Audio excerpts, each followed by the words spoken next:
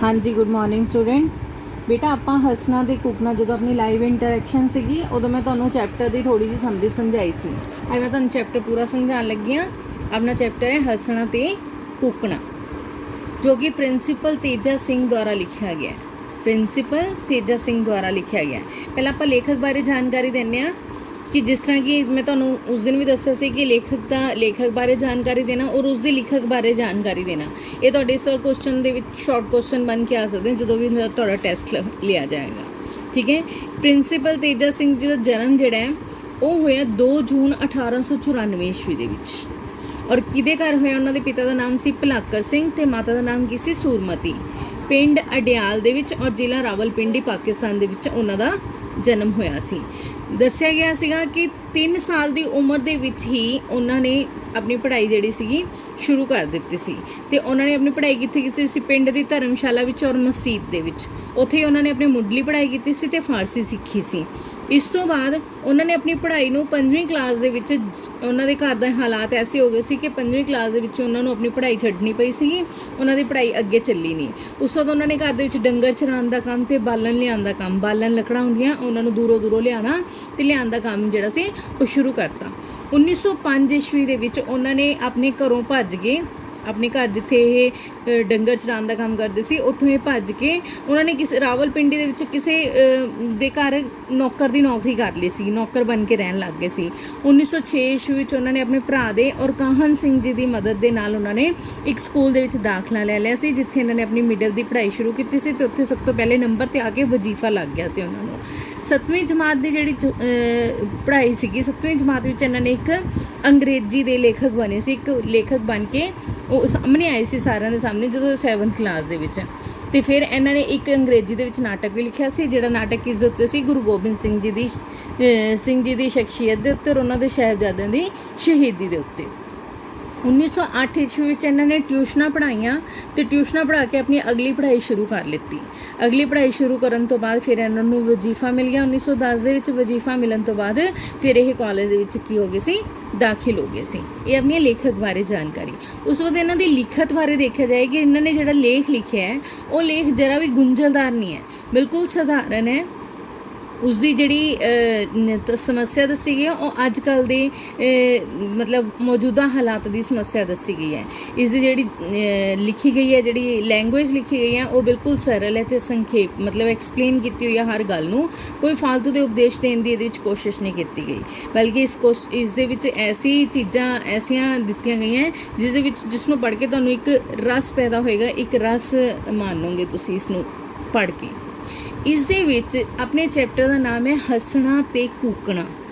हसना ते कूकना जिसका मतलब कि आंदा है हसना खिड़खिड़ा के हसना, और कूकना जिहड़े कोई हसदे हसदे आवाज़ां करदे करदे मतलब कूकां दी आवाज़ जिवें विचों हासे दे विचों आवाज़ आंदी है उसनूं कहंदे आ कूकना।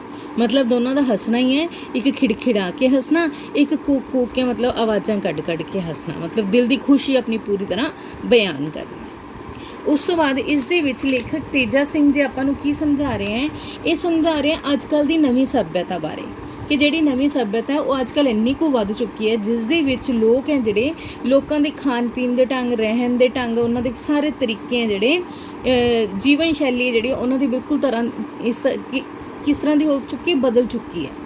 तो उन्होंने 2 तरह के हास्यां की गल की है, जिस तरह मैं तुहानूं क्या खिड़खिड़ा के हसन की, तो दूजा कूक कूक यानी कि उच्ची चीकां मार मार के जिहड़ी हसन की गल दसी है। उन्होंने ये दस्सिया कि जिहड़ी नवीं सोच वाले बंदे हैं वो इन्हां तरीकों नूं अपनाउण तो कतरांदे हैं, यानी कि खिड़खिड़ा के हसन तो ते उच्च उच्च कूक के जिहड़े हसदे हैं उन्हां तो कतरांदे हैं अजकल की जिहड़ी पीढ़ी है। क्यों कतरांदे हैं? क्योंकि अजकल का जिहड़ा समा हैगा वो इस तरह का समा है जिस दे विच सिर्फ मुस्कुराहट है किसी के चेहरे के उत्ते, और उसनों ही लोग सभ्यक मानते हैं भी, मतलब सोसाइटी दे विच चलन वाला इंसान मानते हैं। इस करके अजकल की पीढ़ी उच्ची उच्ची खिड़खिड़ा के हसन तो कूक कूक के हसन तो की कर रहे हैं? कतरा रही है। उस लेखक ने आपनों ये दस्सिया है कि इस दे विच जिहड़े लोग पहलां इस तरह का हासा हसदे सी, खिड़खिड़ा के जिहड़े हसदे सी, तो उस दे नाल उन्हां दे फेफड़ियां दी अच्छी कसरत हुंदी सी। फेफड़े जिहड़े सी उन्हां दे ਖੁੱਲ੍ਹਦੇ ਸੀਗੇ, ਹੱਸਣ ਦੇ ਨਾਲ ਉਹਨਾਂ ਦੇ ਅੰਦਰ ਤਾਜ਼ੀ ਹਵਾ ਜਾਂਦੀ ਸੀ, ਤਾਂ ਉਹਨਾਂ ਦੇ ਫੇਫੜਿਆਂ ਦੀ ਕੀ ਹੁੰਦੀ ਸੀ, ਕਸਰਤ ਹੁੰਦੀ ਸੀ, ਸਰੀਰ ਪੂਰੀ ਤਰ੍ਹਾਂ ਹਿਲਦਾ ਸੀ, ਅਤੇ ਖੁਸ਼ੀ ਨਾਲ ਮੂੰਹ ਦੇ ਉੱਤੇ ਕੀ ਆ ਜਾਂਦੀ ਸੀ, ਚਮਕ ਆ ਜਾਂਦੀ ਸੀ। ਤਾਂ ਇਸ ਤਰ੍ਹਾਂ ਦੇ ਮਤਲਬ ਹਾਸੇ ਨੂੰ ਉਹਨਾਂ ਨੇ ਬਹੁਤ ਜ਼ਿਆਦਾ ਮਹੱਤਤਾ ਦਿੱਤੀ ਹੈ। ਲੇਕਿਨ ਅੱਜ ਕੱਲ੍ਹ ਦੇ ਜਿਹੜੇ ਇਸ ਤੋਂ ਉਲਟ ਹੋ ਰਹੇ ਨੇ, ਉਸ ਨੂੰ ਉਹਨਾਂ ਨੇ ਵਰਜਿਆ। ਮਤਲਬ ਇਹ ਇਸ ਤਰ੍ਹਾਂ ਦਾ ਹਾਸਾ ਜਿਹੜਾ ਅੱਜ ਕੱਲ੍ਹ ਦੀ ਮੁਸਕਰਾਹਟ ਹੈ, ਉਸ ਦੇ ਨਾਲੋਂ ਪਹਿਲਾਂ ਦੇ ਜਿਹੜੇ ਹਾਸੇ ਹੁੰਦੇ ਸੀ, ਉਸ ਦੇ ਨਾਲ ਸਾਡਾ ਸਰੀਰ ਕੀ ਰਹਿੰਦਾ ਹੁੰਦਾ ਸੀ, ਤੰਦਰੁਸਤ ਰਹਿੰਦਾ ਸੀ।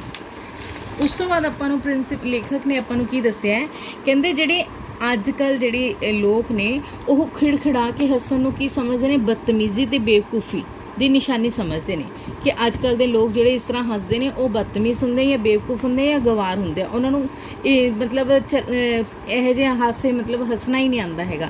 ਇਸ ਕਰਕੇ ਇਹਨਾਂ ਨੂੰ ਕੀ ਸਮਝਦੇ ਨੇ, ਉਹ ਬਦਤਮੀਜ਼ ਅਤੇ ਬੇਵਕੂਫ ਸਮਝਦੇ ਨੇ। ਤਾਂ ਇਸ ਦੇ ਵਿੱਚ ਇੱਕ ਮਤਲਬ ਇੱਕ ਮਾਸਟਰ ਦੀ ਐਗਜ਼ਾਮਪਲ ਦੇ ਰਿਹਾ ਲੇਖਕ, ਕਹਿੰਦਾ ਅਗਰ ਕਲਾਸ ਦੇ ਵਿੱਚ ਸਾਰੇ ਵਿਦਿਆਰਥੀ ਬੈਠੇ ਹੁੰਦੇ ਤੇ ਉਹਨਾਂ ਵਿੱਚੋਂ ਕੋਈ ਵਿਦਿਆਰਥੀ ਇਸ ਤਰ੍ਹਾਂ ਦਾ ਹੱਸ ਪੈਂਦਾ ਹੈ, ਕੂਕ ਕੇ ਹੱਸ ਪੈਂਦਾ ਹੈ ਜਾਂ ਖਿੜਖਿੜਾ ਕੇ ਹੱਸ ਪੈਂਦਾ ਹੈ, ਤਾਂ ਮਾਸਟਰ ਉਸਨੂੰ ਕਹਿੰਦਾ ਕਿ ਕਿਉਂ ਤੂੰ ਕਲਾਸ ਦੇ ਵਿੱਚ ਬੈਠਿਆ, ਕਿ ਹਿਣਕਦਾ ਪਿਆ, ਕਿਉਂ ਹਿਣਕਦਾ ਪਿਆ। ਤਾਂ ਹਿਣਕਦਾ ਇੱਕ ਮਾਸਟਰ ਇੱਕ ਕਿਸ ਦੇ ਨਾਲ ਐਗਜ਼ਾਮਪਲ ਦੇ ਦਿੰਦਾ, ਇੱਕ ਘੋੜੇ ਦੇ ਨਾਲ। ਉਸਦੇ ਹੱਸਣ ਦੀ ਐਗਜ਼ਾਮਪਲ ਕਿਸ ਦੇ ਨਾਲ ਦਿੰਦਾ ਹੈ, ਇੱਕ ਘੋੜੇ ਦੇ ਨਾਲ, ਕਿਉਂਕਿ ਘੋੜੇ ਜਿਹੜੇ ਹੁੰਦੇ ਆ ਉਹੀ ਹਿਣਕਦੇ ਹੁੰਦੇ ਆ। ਤਾਂ ਉਹ ਆਪਣੀ ਫਿਟਕਾਰ ਕਿਸ ਤਰ੍ਹਾਂ ਲਗਾਉਂਦਾ, ਇੱਕ ਮੁੰਡੇ ਨੂੰ ਫਿਟਕਾਰ ਕਿਸ ਤਰ੍ਹਾਂ ਲਗਾਉਂਦਾ, ਇੱਕ ਘੋੜੇ ਦੀ ਐਗਜ਼ਾਮਪਲ ਦੇ ਕੇ, ਵੀ ਤੂੰ ਘੋੜਿਆਂ ਵਾਂਗੂ ਕਿਉਂ ਹਿਣਕ ਰਿਹਾ, ਕਿਉਂ ਹੱਸ ਰਿਹਾ।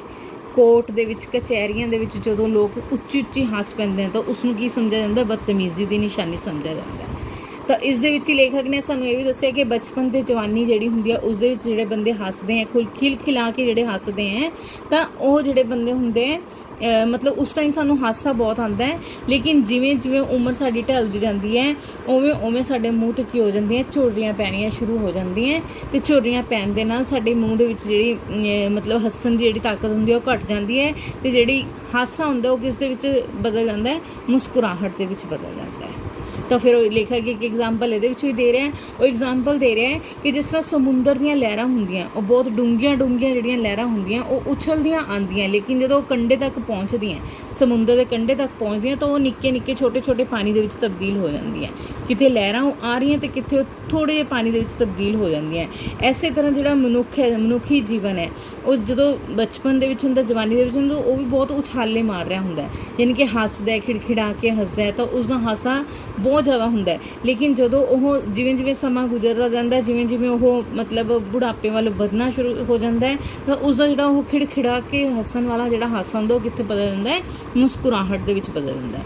ਸਮੁੰਦਰ ਦੀਆਂ ਲਹਿਰਾਂ ਜਦੋਂ ਚਲਦੀਆਂ ਨੇ, ਵੱਡੀਆਂ ਵੱਡੀਆਂ ਲਹਿਰਾਂ ਜਦੋਂ ਚਲਦੀਆਂ ਨੇ, ਯਾਨੀ ਕਿ ਉਦੋਂ ਜਵਾਨੀ ਦਾ ਅਤੇ ਉਹਨਾਂ ਦਾ ਉਹ ਸਮਾਂ ਦੱਸਿਆ, ਬਚਪਨ ਦਾ ਸਮਾਂ ਦੱਸਿਆ, ਅਤੇ ਉਹ ਪਹੁੰਚਦੀਆਂ ਜਦੋਂ ਸਮੁੰਦਰ ਦੇ ਤੱਟ ਤੱਕ, ਯਾਨੀ ਕਿ ਕੰਢੇ ਤੱਕ ਪਹੁੰਚਦੀਆਂ, ਤਾਂ ਉਹ ਕੀ ਹੋ ਜਾਂਦੀਆਂ, ਸ਼ਾਂਤ ਹੋ ਜਾਂਦੇ ਨੇ, ਮਤਲਬ ਬਿਲਕੁਲ ਇੱਕ ਛੋਟੀਆਂ ਛੋਟੀਆਂ ਜਿਹੀਆਂ ਪਾਣੀ ਦੇ ਵਿੱਚ ਤਬਦੀਲ ਹੋ ਜਾਂਦੇ ਆ। ਐਸੇ ਤਰ੍ਹਾਂ ਬੰਦੇ ਦੀ ਐਗਜ਼ਾਮਪਲ ਦੱਸੀ ਹੈ ਕਿ ਜਦੋਂ ਉਹ ਜਵਾਨੀ ਦੇ ਵਿੱਚ ਹੁੰਦਾ, ਜਦੋਂ ਉਹ ਬਚਪਨ ਦੇ ਵਿੱਚ ਹੁੰਦਾ, ਤਾਂ ਉਹਦਾ ਹਾਸਾ ਕਿੰਨਾ ਜ਼ਿਆਦਾ ਮਤਲਬ ਖਿੜਖਿੜਾ ਕੇ ਹੱਸਣ ਵਾਲਾ ਹੁੰਦਾ ਹੈ, ਅਤੇ ਜਿਵੇਂ ਜਿਵੇਂ ਸਮਾਂ ਗੁਜ਼ਰਦਾ ਜਾਂਦਾ, ਬੁਢਾਪੇ ਵੱਲ ਆਉਂਦਾ ਜਾਂਦਾ, ਤਾਂ ਉਦੋਂ ਉਸਦਾ ਹਾਸਾ ਜਿਹੜਾ ਹੁੰਦਾ ਕਿਸ ਦੇ ਵਿੱਚ ਤਬਦੀਲ ਹੋ ਜਾਂਦਾ, ਇੱਕ ਮੁਸਕਰਾਹਟ ਦੇ ਵਿੱਚ ਤਬਦੀਲ ਹੋ ਜਾਂਦਾ। ਉਸ ਤੋਂ ਅੱਗੇ ਲੇਖਕ ਆਪਾਂ ਨੂੰ ਕੀ ਦੱਸ ਰਿਹਾ ਹੈ, ਉਸ ਤੋਂ ਅੱਗੇ ਲੇਖਕ ਆਪਾਂ ਨੂੰ ਦੱਸ ਰਿਹਾ ਕਿ ਲੋਕ ਪਾਰਟੀਆਂ ਦੇ ਵਿੱਚ ਜਾਂਦੇ ਨੇ, ਪਾਰਟੀਆਂ ਦੇ ਵਿੱਚ ਵੀ ਇਹੀ ਕੁਛ ਹੁੰਦਾ ਕਿ ਉਹਨਾਂ ਨੂੰ ਮੁਸਕਰਾਨਾ, ਇਹ ਕਰਦੇ ਆ, ਉਹ ਕਰਦੇ ਆ, ਲੇਕਿਨ ਫਿਰ ਵੀ ਜਦੋਂ ਉੱਥੇ ਕੋਈ ਬੰਦਾ ਬਹੁਤ ਜ਼ਿਆਦਾ ਜ਼ੋਰ ਕੇ ਹੱਸਦਾ ਹੈ, ਪਾਰਟੀਆਂ ਦੇ ਵਿੱਚ ਜਾਂ ਚੀਜ਼ਾਂ ਦੇ ਵਿੱਚ ਹੱਸਦਾ, ਤਾਂ ਉਸਨੂੰ ਕੀ ਸਮਝਿਆ ਜਾਂਦਾ, ਮੂਰਖ ਕਿਹਾ ਜਾਂਦਾ ਹੈ। ਉਸਨੂੰ ਕੀ ਸਮਝਦੇ ਨੇ ਲੋਕ, ਮੂਰਖ ਕਹਿੰਦੇ ਨੇ। ਲੇਕਿਨ ਨਿੰਮੀ ਮੁਸਕਾਨ ਵਾਲੇ ਨੂੰ ਲੋਕ ਮਤਲਬ ਕਿ ਮਾਣ ਦਿੰਦੇ ਨੇ, ਸਤਿਕਾਰ ਦਿੰਦੇ ਨੇ, ਅਤੇ ਖੁੱਲ੍ਹ ਕੇ ਹੱਸਣ ਵਾਲੇ ਤੋਂ ਕੀ ਕਰਦੇ ਨੇ, ਪਰਹੇਜ਼ ਕਰਦੇ ਨੇ, ਉਸ ਦੇ ਨਾਲ ਖੜਨਾ ਵੀ ਪਸੰਦ ਨਹੀਂ ਕਰਦੇ। ਇਸ ਤਰ੍ਹਾਂ ਦੀ ਗੱਲ ਉਹਨਾਂ ਨੇ ਦੱਸਿਆ। ਤਾਂ ਫਿਰ ਉਹਨਾਂ ਨੇ ਇਹਦੇ ਵਿੱਚ ਇੱਕ ਉਦਾਹਰਨ ਦਿੱਤੀ ਗੁਰੂ ਨਾਨਕ ਦੇਵ ਜੀ ਦੀ, ਕਿ ਗੁਰੂ ਨਾਨਕ ਦੇਵ ਜੀ ਦਾ ਜਿਹੜਾ ਭਨਈਆ ਸੀਗਾ, ਭਨਈਆ ਜੈਰਾਮ ਜੀ ਜਿਹੜੇ ਸੀਗੇ, ਉਹ ਸੁਲਤਾਨਪੁਰ ਲੋਧੀ ਵਿਖੇ ਉਹਨਾਂ ਨੂੰ ਨਵਾਬ ਦੇ ਕੋਲ ਲੈ ਕੇ ਜਾਂਦੇ ਨੌਕਰੀ ਦੇ ਲਈ। ਜਦੋਂ ਨੌਕਰੀ ਦੇ ਲਈ ਲੈ ਕੇ ਜਾਂਦੇ ਆ ਤਾਂ ਗੁਰੂ ਨਾਨਕ ਦੇਵ ਜੀ ਜਦੋਂ ਨਵਾਬ ਨੂੰ ਮਿਲਦੇ ਆ ਤਾਂ ਉਹਨਾਂ ਦੇ ਅੱਗੇ ਮੁਸਕਰਾਉਂਦੇ ਆ, ਅਤੇ ਜਦੋਂ ਮੁਸਕਰਾਉਂਦੇ ਆ ਤਾਂ ਨਵਾਬ ਉਹਨਾਂ ਨੂੰ ਇਹ ਕਹਿ ਕੇ ਕਹਿੰਦਾ ਹੈ ਕਿ ਨਾਨਕ ਬੜਾ ਭਲਾ ਇਨਸਾਨ ਹੈ ਅਤੇ ਬੜਾ ਸਿਆਣਾ ਬੰਦਾ ਹੈ। ਕਿੱਥੋਂ ਉਹਨਾਂ ਨੇ ਕਿਹਾ, ਕਿਉਂਕਿ ਉਹਨਾਂ ਨੇ ਹਲਕੀ ਜਿਹੀ ਮੁਸਕਰਾਹਟ ਪੇਸ਼ ਕੀਤੀ ਸੀਗੀ, ਉਹ ਖਿੜਖਿੜਾ ਕੇ ਹੱਸੇ ਨਹੀਂ ਸੀ। ਤਾਂ ਉਹਨਾਂ ਨੂੰ ਕੀ ਦਿੱਤਾ ਗਿਆ, ਕੀ ਕਿਹਾ ਸੀ ਨਵਾਬ ਨੇ, ਕਿ ਨਾਨਕ ਬੜਾ ਭਲਾ ਇਨਸਾਨ ਹੈ ਅਤੇ ਬੜਾ ਸਿਆਣਾ ਬੰਦਾ ਹੈ। ਇਸ ਕਰਕੇ ਉਸ ਟਾਈਮ ਵਿੱਚ ਵੀ ਲੋਕ ਮਤਲਬ ਬਹੁਤ ਜ਼ਿਆਦਾ ਖਿੜਖਿੜਾ ਕੇ ਹੱਸਣ ਵਾਲੇ ਨੂੰ ਕੀ ਸਮਝਦੇ ਸੀਗੇ, ਬਦਤਮੀਜ਼ੀ ਵਾਲਾ ਇਨਸਾਨ ਸਮਝਦੇ ਸੀ, ਅਤੇ ਉਹਨਾਂ ਨੂੰ ਦੂਜੇ ਲੋਕਾਂ ਨੂੰ ਕੀ ਸਮਝਿਆ ਜਾਂਦਾ ਸੀ, ਸਿਆਣਪ ਵਾਲਾ ਇਨਸਾਨ ਅਤੇ ਗੰਭੀਰ ਇਨਸਾਨ ਕਿਹਾ ਜਾਂਦਾ ਸੀ। ਉਹੀ ਅੱਜ ਕੱਲ੍ਹ ਦੀ ਗੱਲਾਂ ਦੇ ਵਿੱਚ ਦੱਸਿਆ ਗਿਆ। ਠੀਕ ਹੈ ਬੇਟਾ, ਕਲੀਅਰ ਹੈ? ਇਹ ਆਪਣਾ ਚੈਪਟਰ ਹੈ। ਓਕੇ।